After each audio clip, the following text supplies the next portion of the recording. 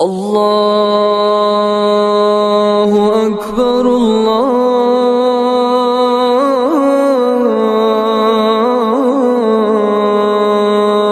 اکبر۔ السلام علیکم ورحمۃ اللہ وبرکاتہ۔ حضرات گرامی، میرے ایمانی بھائیوں، بلا شبہ اسراء و معراج کا سفر بہت بڑا معجزہ تھا، جس کے ذریعے باری تعالیٰ نے اپنے نبی کریم صلی اللہ علیہ وسلم کو عزت و تکریم بخشی، اور آپ صلی اللہ علیہ وسلم کو تمام انبیاء و رسل علیہم السلام کے ساتھ جمع فرمایا، جس کے دوران حضرت صلی اللہ علیہ وسلم نے ان حضرات کو سلام کیا تو انہوں نے سلام کا جواب دیا اور استقبال کیا۔ چنانچہ نبی کریم صاحب خلق عظیم صلی اللہ علیہ وسلم کا ارشاد ہے: اتیت لیلۃ اسری بی علی آدم فسلمت علیہ فقال مرحبا بالابن الصالح والنبی الصالح۔ شب معراج میں جب میں حضرت آدم کے پاس سے گزرا تو میں نے ان کو سلام کیا تو انہوں نے فرمایا: نیک نبی اور نیک بیٹے کا آنا مبارک ہو۔ اس کے بعد آپ صلی اللہ علیہ وسلم نے حضرت یحییٰ، حضرت عیسیٰ، حضرت یوسف، حضرت ادریس، حضرت ہارون اور حضرت موسیٰ علیہم السلام سے ملاقات کی اور سب کو سلام پیش کیا، تو ان میں سے ہر نبی نے سلام کا جواب دیا اور پرتپاک استقبال کیا۔ اس کے بعد نبی کریم صلی اللہ علیہ وسلم نے سیدنا ابراہیم علیہ السلام کی خدمت میں پہنچ کر ان کو سلام کیا تو انہوں نے بھی آپ کو خوش آمدید کہا اور آپ سے فرمایا: یا محمد اقرئ امتک منی السلام، اے محمد میری طرف سے اپنی امت کو سلام کہیے گا۔ اسراء و معراج پر ایمان رکھنے والوں، یقیناً اسراء و معراج کا سفر امن و سلامتی والا سفر تھا، جس میں آسمانی رسالتوں کے درمیان کامل یکسانیت خوب عیاں ہوئی۔ اسی طرح انبیاء کرام علیہم السلام کے درمیان تعلق اور سلام واضح طور پر سامنے آیا۔ در حقیقت سلام کی فضیلت انبیاء کرام کو اپنے رب کی طرف سے عطا ہوئی ہے، چنانچہ اللہ سبحانہ و تعالی نے سیدنا ابراہیم علیہ السلام کو اس طرح سلام کی نیک بختی عطا کی: سلام علی ابراہیم، اور سلام ہو ابراہیم پر۔ جبکہ حضرت موسیٰ اور حضرت ہارون علیہم السلام پر باری تعالیٰ نے اس طرح سلام نازل فرمایا: سلام علی موسیٰ و ہارون، اور سلام ہو موسیٰ اور ہارون پر۔ جب حضرت عیسیٰ علیہ السلام نے قدرت الہی سے ماں کی گود میں کلام کیا تو دوران گفتگو فرمایا: والسلام علی یوم ولدت ویوم اموت ویوم ابعث حیا، اور اللہ تعالیٰ کی طرف سے مجھ پر سلامتی ہے اس دن بھی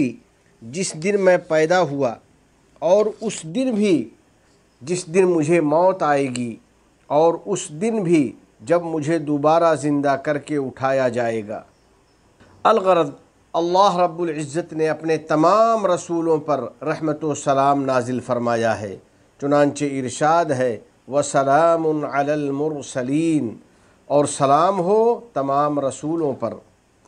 اسی لیے تمام انبیاء و رسول علیہم السلام نے اپنی زندگی میں محبت و سلام کے اصولوں کو پختہ کیا اور اپنی قوموں کے درمیان اسے عام کیا۔ خود ہمارے نبی رحمت للعالمین صلی اللہ علیہ وسلم کی رسالت بھی پوری انسانیت کے لیے سراپا رحمت و سلامتی ہے۔ پس آپ صلی اللہ علیہ وسلم نے کامل رحمت و سلامتی کا مظاہرہ فرمایا، لوگوں کو الفت و محبت کی دعوت دی اور سلامتی کو عام کرنے کی ترغیب دی۔ یا اللہ، ہم پر رحمت و سلامتی اور امن و اطمینان کو قائم و دائم رکھ، نیز ہم سب کو اپنی اور اپنے نبی محمد صلی اللہ علیہ وسلم کی اطاعت کی توفیق عطا فرما دے، اور ان لوگوں کی اطاعت کی بھی توفیق دے دے جن کی اطاعت کا تو نے حکم دیا ہے۔ اللہ کے نیک بندو اور میرے مومن دوستو،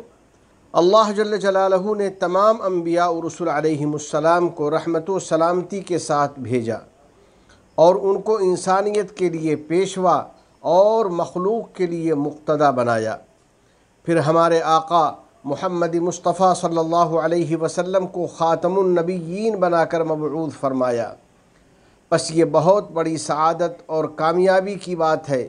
کہ ہم ان کے نقش قدم پر چلیں،